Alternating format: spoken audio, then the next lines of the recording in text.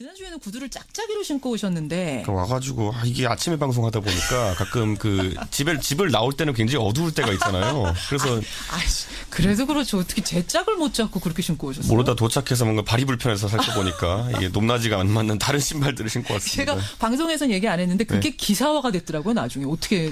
저도 너무 허탈해가지고 제가 사진을 찍어서 올렸는데 그걸 또 제가 자진 납세했습니다. 오늘은 제 짝 신고 오셨죠? 네, 오늘은 철저하게 아침에 불 켜고 확인하고 왔습니다. 일상으로 돌아가고 있는 이제 이준석 위원장. 요즘 방송 출연이 부쩍 많아진 허성무 소장님. 네. 김현정의 뉴스쇼를 통해서 보석을 발견했다 이런 평가가 막 여기저기서 쇄도합니다. 아 그래요? 저도 몰랐습니다.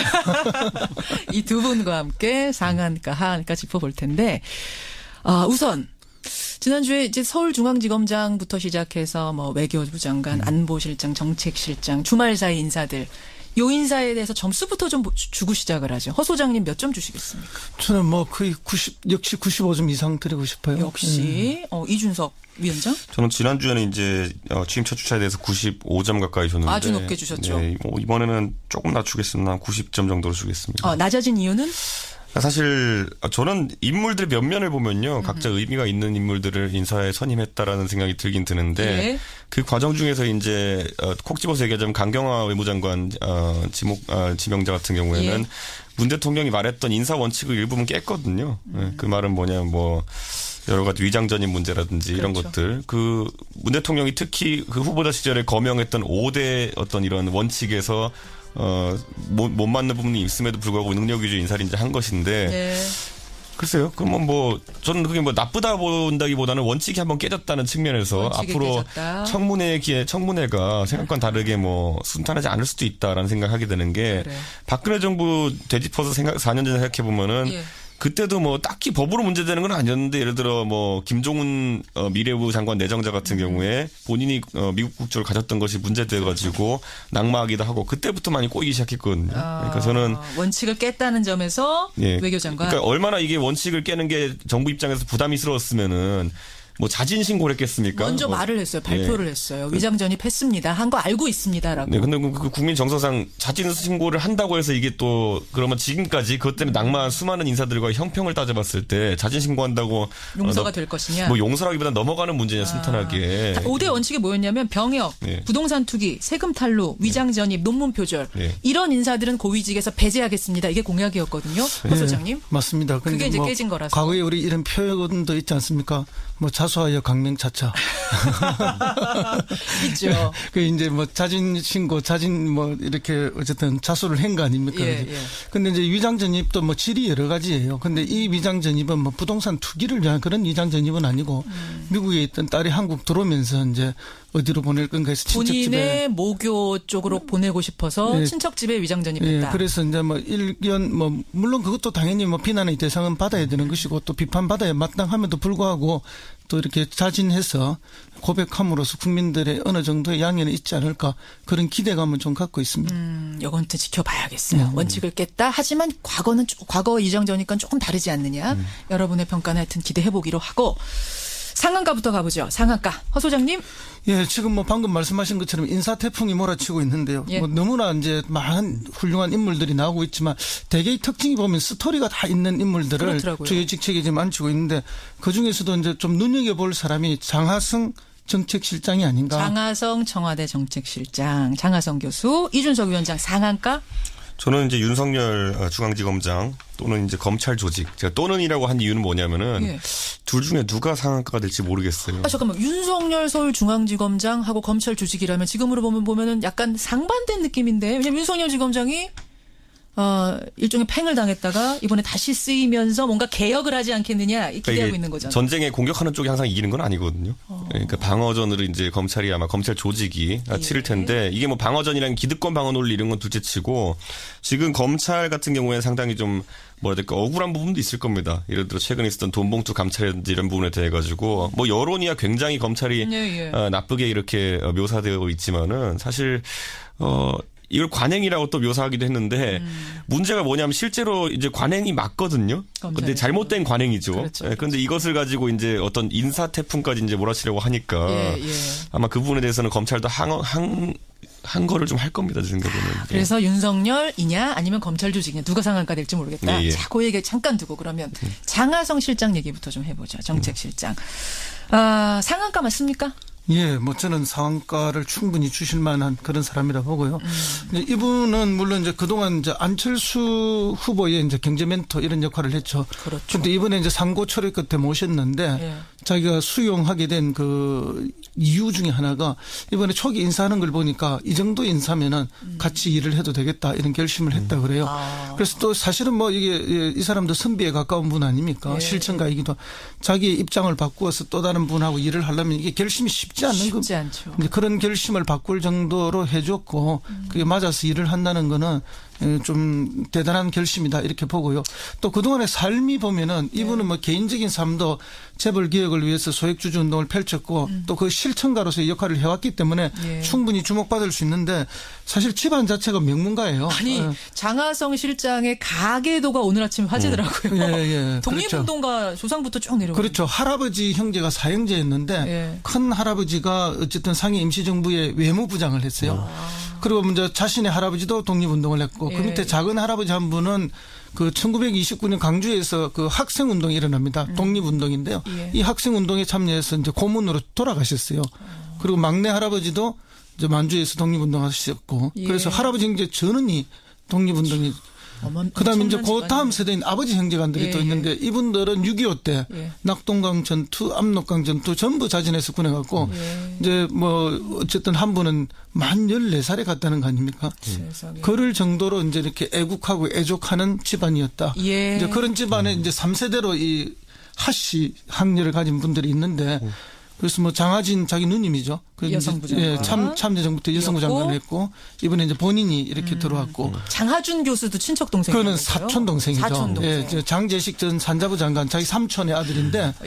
그래서 이분들이 이제 그동안 대한민국에 기여했던 것이 엄청난데 이제 이렇게 손자대 하씨 하형제 학렬 때에 와서 이제 다시 또 대한민국 사회에 기여하는 그런 모습인데 정말 잘해줬으면 좋겠고 그러게요. 국민적 기대가 크다 이런 말씀도 드리면서 사실 이제 호남의 명문가를 넘어서 이제는 이제 이 세대에 와서 대한민국의 명문가로서 역할을 좀 해줬으면 하는 그런 기대로 제가 오늘 상한가로 잡았습니다. 집안이 좋아서 뽑으신 건 아니죠? 예, 그렇습니다. 그것만으로 뽑으신 건 아니고. 그동안 국가에 기여한 바가 크기 때문에 뽑았습니다. 자, 그러니까 이 장하성 실장이 김상조 공정거래위원장과 호흡을 맞춰서 어떻게 개혁을 이끌어 나갈까? 이게 이제 관건이거든요. 그렇습니다. 이준석 위원장 어떻게 보세요?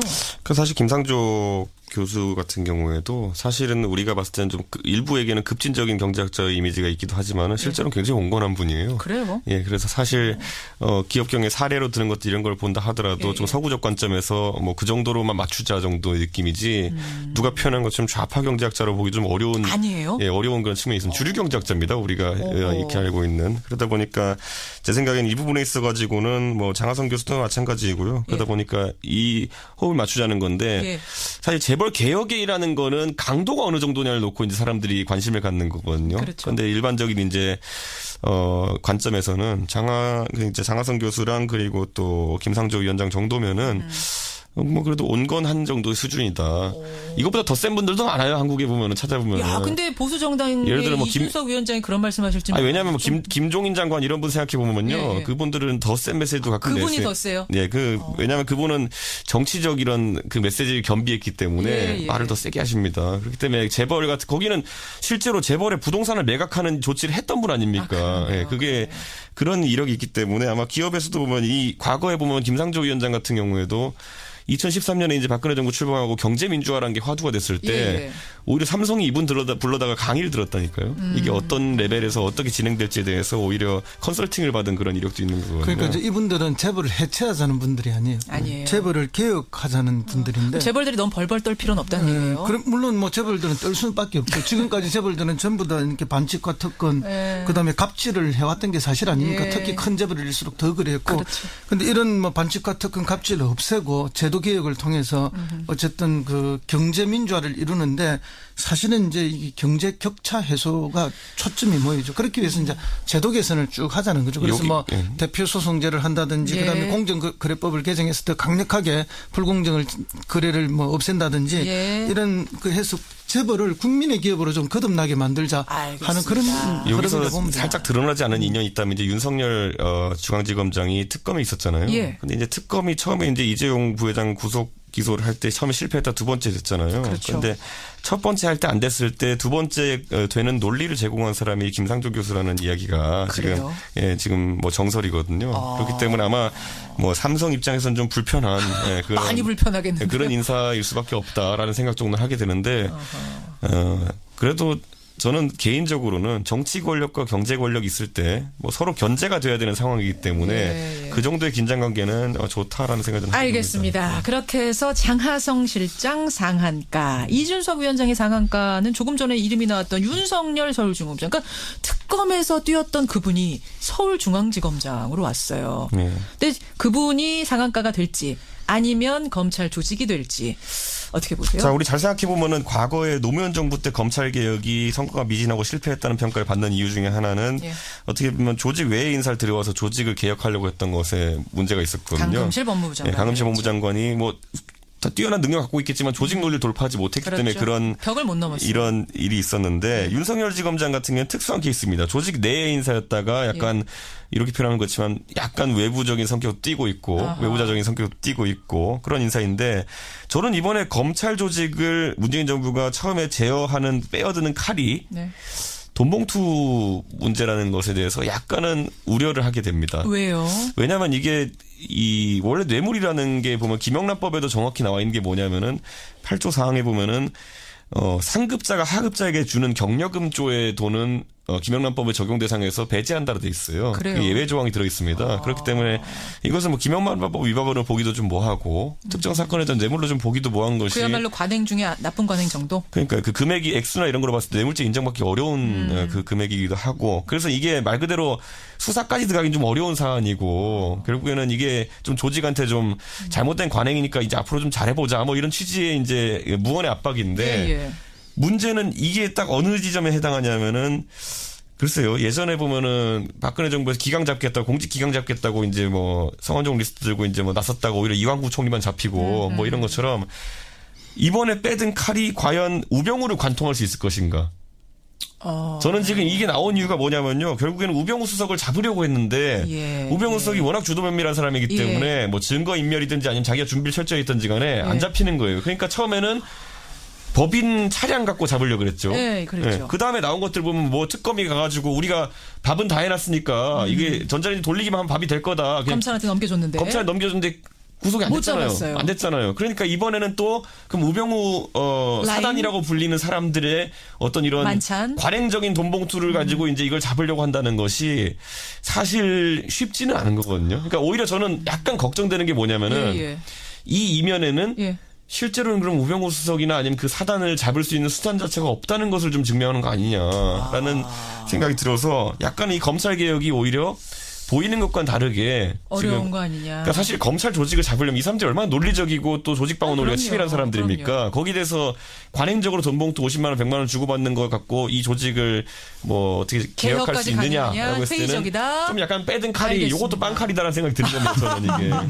빵칼 아니냐? 어떻게 생각하세요, 소장님? 이것 갖고 뭐 검찰을 개혁하거나 뭐 잡으려 하는 그런 건 전혀 아니고 이거는 뭐 단순한 중간에 일어난 하나의 이벤트에 불과한 거고요. 실제 이제 검찰 개혁은 뭐 쉬운 게 인적 청산이지만 인적 청산을 통해서 뭐 어떤 개혁이 성공해 본 적이 없어요. 그거는 시간이 지나면 다시 원위치로 다 돌아가거든요. 문제는 제도적 개혁이 분명하게 돼야 되는데 이 정부에서 하고자 하는 제도적 개혁은 뭐 이미 국민들이 잘 아시다시피 공수처라든지 그다음에 뭐 검경수사권 분리라든지 이런 것들이 대표적인 거거든요. 근데 그걸 통해서 제도 개선을 통해서 국민의 검찰로 거듭나게 하는 것이지 뭐 이걸 통해서 뭐 사람 몇 사람을 어떻게 해서 어떻게 한다 그거는 뭐 전혀 아니고요. 다만 이거는 이제 그 초기 하나의 계기일 뿐이고 결국 뭐 그런 윤석열 검사가 지검장이 되니까 지금 검찰 내부에 반발이 있지 않느냐 이렇게 하는데 그 반발은 지금 흔히 뭐 3, 40명으로 되는 고위 간부들에만 있고 윤석열 검사가 23기인데 그 이하는 지금 어떻게 반발 없어요? 제가 볼 때는 지금 뭐 오늘 출근해서 아침에 검찰청 화장실에 가득 차 있을걸요. 뭐 왜요? 검사들이 화장실 가서 막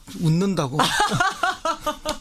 좋아가지고 잘 그렇죠. 됐다고. 일선 검사들이야 뭐 이번에 그래 우에 쭉 엎고 나가주면 다 승진해야 될 건데. 승진 줄줄이 할 텐데. 저는 이번에 그래서 5기 수납하기 했습니다. 저는 제가 이번에 이 인사들을 보면서요. 아까 제가 살짝 운을 띄웠는데 김상조 교수 영입한 것이랑 그리고 윤석열 지검장 임명한 걸 보면서 이 둘이 그럼 공통적으로 지금 가지고 있는 과제가 뭘까 생각했을 때 뭐예요? 그리고 박근혜 대통령 뇌물죄 입증에 대한 부분 그거를 잘 처리하자라는 의미가 아주 강조된 인사라 보고요. 왜냐하면 이 둘 다 그 실무자들 아닙니까? 아까 제가 말했듯이 한 분은 논리를 제공했고 한 분은 실제 파트너였네요. 수사를 담당했기 때문에 윤석열 지검장에게 주어진 미션은 이 수사 과정에서 어쨌든 철저하게 수사가 이루어지도록 해라 정도의 아주 국지적인 미션이고 오히려 제가 봤을 때는 검찰 개혁 담당자는 여기가 아닐 것이다. 컨트롤 타워가. 윤석열 지검장이 그쪽을 신경 쓰기보다는 오히려 내부를 좀 다독이는 역할을 하지 않을까. 그러면 누구? 그거야말로 이제 조국 수석의 역할에 달린 것이 아닌가라는 생각하게 됩니다. 오늘 인선 얘기하다 보니까 하한가 못할 것 같아요. 하한가 다음 주에 해야 되는 거 아닌가 모르겠는데. 근데 누군지라도 좀 들어보죠. 네. 허성무 소장님 하한가?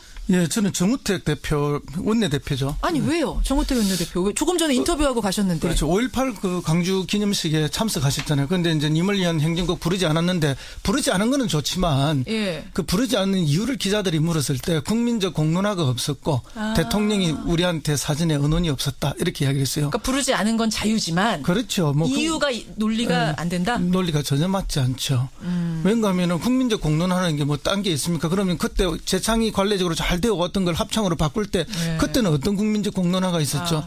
근데 그때 그런 문제를 제기를 했더라면 이 이야기가 옳은 말이지만은 전혀 그렇지 않고 이미 국민들은 걸 다 원하고 있는 걸 해준 걸 불구하고 또 본인한테 언론이 없었다 하는데 사실 이런 것까지도 본인에게 다 미리 사전 언론을 해야 될 정도는 아니지 않느냐. 재창 문제까지 이거는 왜냐하면 국회하고 협의해야 될 문제는 아니니까 국회하고 협의해야 할 문제라면 반드시 뭐 각 당의 원내대표들하고 의논하고 사전에 알려드리고 하는 게 맞죠. 알겠습니다. 그러나 그런 정도의 사안이 아닌데도 이렇게 말하는 것은 좀 명분이 약하지 않나 이런. 저는 보수 정당인 이준석 위원장의 생각이 궁금하네요. 여기에 대해선.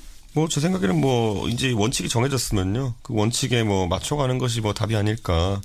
저는 이번 선거에 뭐 대통령 선거라는 것이 한번 치러지고 나면은 이런 것들에 대한 국민적인 어떤 판단도 이루어졌다고 좀 보는 편이거든요. 선거를 통해서. 그리고 이런 어떤 문재인 대통령이 좀 뭐랄까 긴급 조치 성격의 뭐 지시 사항으로 이렇게 하긴 했지만은 그래도 큰 반발이 국민적 반발이 적었다는 점에 있어가지고 자유한국당도 너무 민감하게 반응할 필요는 없다라는 생각을 하게 되어 있고 이제 그 아마 자유한국당에서는 그 대변인 명의로 무슨 뭐 북한군 개입설이니 뭐 이런 것도 이제 검증하자라고 나서는데. 그랬어요. 예, 사실 뭐 그런데 그거는 학계에서 뭐 해가지고 할 일이지 지금 갑자기 뭐 어디 뭐 글 하나 읽고 그걸 갖고 검증하자. 공당이 뭐 검증하자고 나설 진짜 이런. 북한군이 개입했는지 검증하자. 그 부분도 그런 사항은 아니라고 보기 때문에. 사실은 그 부분도 그때 80년 당시에 군사 정권들이 군사 독재 그룹들이 신군부가 만들어낸 가짜 뉴스 아닙니까?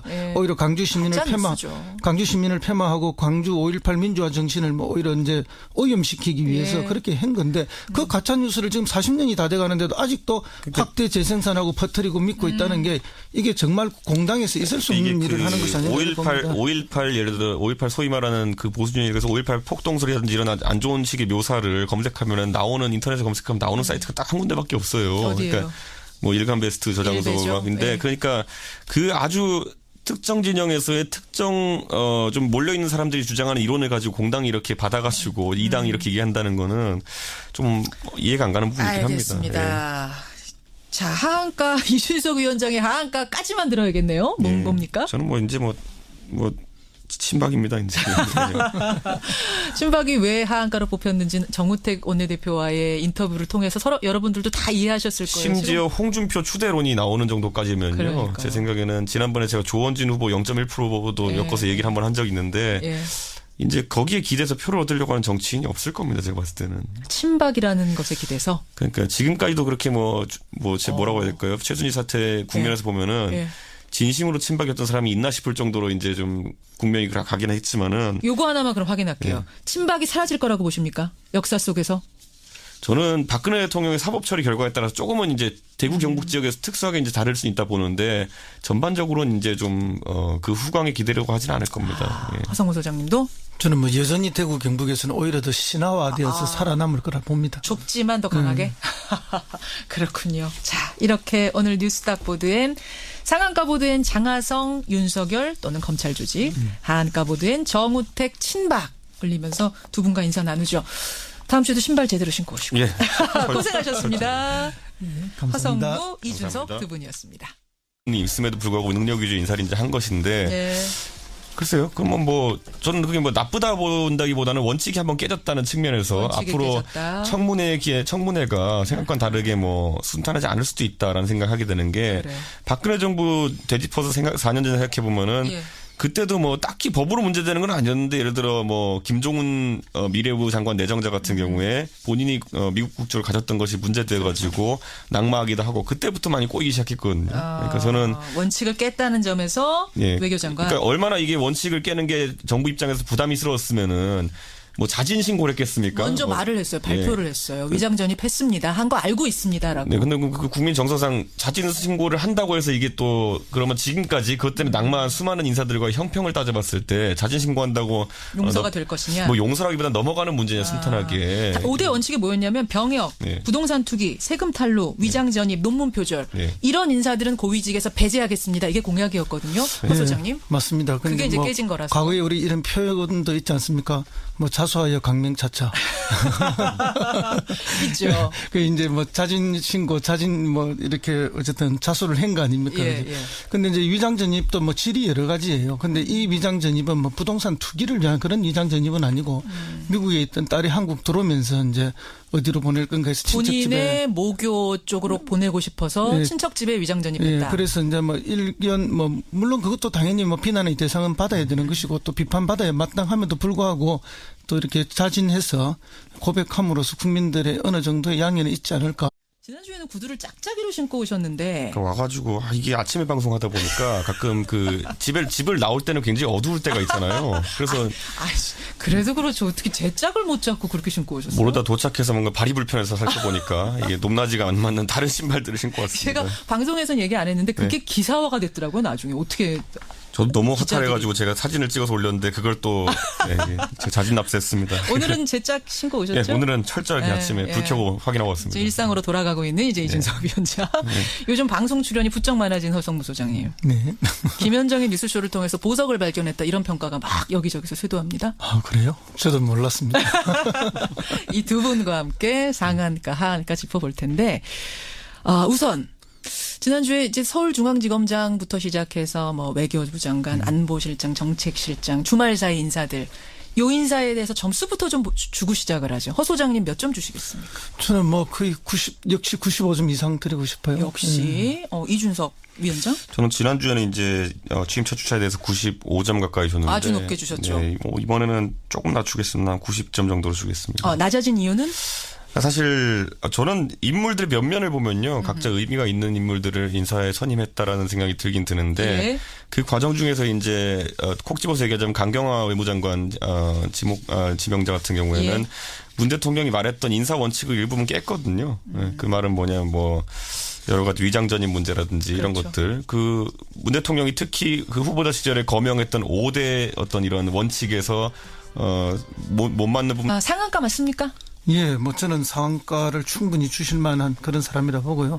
이분은 물론 이제 그동안 이제 안철수 후보의 이제 경제 멘토 이런 역할을 했죠. 그렇죠. 근데 이번에 이제 상고 처리 끝에 모셨는데 자기가 수용하게 된 그 이유 중에 하나가 이번에 초기 인사하는 걸 보니까 이 정도 인사면은 같이 일을 해도 되겠다 이런 결심을 했다 그래요.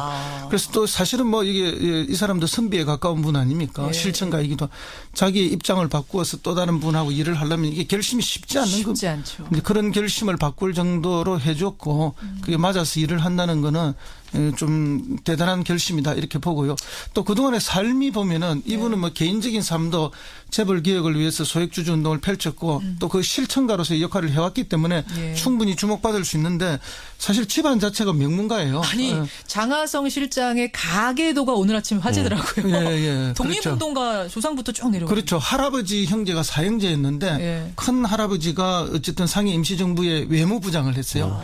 그리고 먼저 자신의 할아버지도 독립운동을 했고 그 밑에 작은 할아버지 한 분은 그 1929년 광주에서 그 학생운동이 일어납니다. 독립운동인데요. 이 학생운동에 참여해서 이제 고문으로 돌아가셨어요.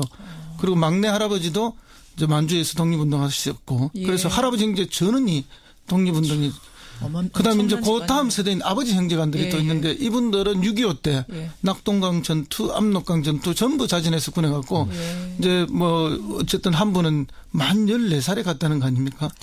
그럴 정도로 이제 이렇게 애국하고 애족하는 집안이었다. 이제 그런 집안에 이제 그런 기대감을 좀 갖고 있습니다. 이건 또 지켜봐야겠어요. 원칙을 깼다. 하지만 과거 이정저니까 조금 다르지 않느냐. 여러분의 평가는 하여튼 기대해보기로 하고. 상한가부터 가보죠. 상한가. 허 소장님. 예, 지금 뭐 방금 말씀하신 것처럼 인사 태풍이 몰아치고 있는데요. 뭐 너무나 이제 많은 훌륭한 인물들이 나오고 있지만 대개의 특징이 보면 스토리가 다 있는 인물들을 주요직책에 지금 앉히고 있는데 그 중에서도 이제 좀 눈여겨볼 사람이 장하성 정책실장이 아닌가. 장하성 청와대 정책실장, 장하성 교수, 이준석 위원장 상한가. 저는 이제 윤석열 중앙지검장 또는 이제 검찰 조직, 제가 또는이라고 한 이유는 뭐냐면은 둘 중에 누가 상한가가 될지 모르겠어요. 잠깐만, 윤석열 서울중앙지검장하고 검찰 조직이라면 지금으로 보면은 약간 상반된 느낌인데, 왜냐면 윤석열 지검장이 일종의 팽을 당했다가 이번에 다시 쓰이면서 뭔가 개혁을 하지 않겠느냐 기대하고 있는 거잖아요. 전쟁에 공격하는 쪽이 항상 이기는 건 아니거든요. 그러니까 방어전으로 이제 검찰이 아마 검찰 조직이 치를 텐데 이게 뭐 방어전이랑 기득권 방어 논리 이런 건 둘째치고 지금 검찰 같은 경우에 상당히 좀 뭐라 해야 될까 억울한 부분도 있을 겁니다. 예를 들어 최근에 있었던 돈봉투 감찰이라든지 이런 부분에 대해 가지고 뭐 여론이야 굉장히 검찰이 나쁘게 이렇게 묘사되어 있지만은 사실 이걸 관행이라고 또 묘사하기도 했는데 문제가 뭐냐면 실제로 이제 관행이 맞거든요. 근데 잘못된 관행이죠. 그렇죠. 그런데 이것을 가지고 이제 어떤 인사 태풍까지 이제 몰아치려고 하니까 아마 그 부분에 대해서는 검찰도 한 거를 좀 할 겁니다. 제 생각에는. 그래서 윤석열이냐 아니면 검찰 조직이냐 누가 상한가 될지 모르겠다. 자, 그 얘기 잠깐 두고 그러면 장하성 실장 얘기부터 좀 해보죠. 정책실장. 세대로 이 하씨 학렬을 가진 분들이 있는데 그래서 뭐 장하진 자기 누님이죠. 여성부 장관. 참여정부 때 여성부 장관을 했고 이번에 이제 본인이 이렇게 들어왔고. 장하준 교수도 친척 동생이죠. 그거는 사촌 동생이죠. 사촌 동생. 예, 장제식 전 산자부 장관 자기 삼촌의 아들인데. 그래서 이분들이 이제 그동안 대한민국에 기여했던 것이 엄청난데 이제 이렇게 손자대 하씨 하형제 학렬 때에 와서 이제 다시 또 대한민국 사회에 기여하는 그런 모습인데 정말 잘해줬으면 좋겠고 국민적 기대가 크다 이런 말씀도 드리면서 사실은 이제 호남의 명문가를 넘어서 이제는 이제 이 세대에 와서 대한민국의 명문가로서 역할을 좀 해줬으면 하는 그런 기대로 제가 오늘 상한가로 잡았습니다. 집안이 좋아서 뽑으신 건 아니죠? 예, 그렇습니다. 그건 안으로 뽑으신 건 아니고. 그동안 국가에 기여한 바가 크기 때문에 뽑았습니다. 자, 아까 이 장하성 실장이 김상조 공정거래위원장과 호흡을 맞춰서 어떻게 개혁을 이끌어 나갈까? 이게 이제 관건이거든요. 그렇습니다. 이준석 위원장 어떻게 보세요? 그 사실 김상조 교수 같은 경우에도 사실은 우리가 봤을 때는 좀 일부에게는 급진적인 경제학자의 이미지가 있기도 하지만은 실제로는 굉장히 온건한 분이에요. 그래요? 예, 그래서 사실 기업경의 사례로 드는 것들 이런 걸 본다 하더라도 좀 서구적 관점에서 뭐 그 정도로만 맞추자 정도의 느낌이지 누가 표현한 것처럼 좌파 경제학자로 보기 좀 어려운 아니에요? 예, 어려운 그런 측면이 있습니다. 주류 경제학자입니다. 우리가 이렇게 알고 있는. 그러다 보니까 제 생각에는 이 부분에 있어 가지고는 뭐 장하성 교수도 마찬가지이고요. 그러다 보니까 이 호흡을 맞추자는 건데 사실 재벌 개혁이라는 거는 강도가 어느 정도냐를 놓고 이제 사람들이 관심을 갖는 거거든요. 그런데 일반적인 이제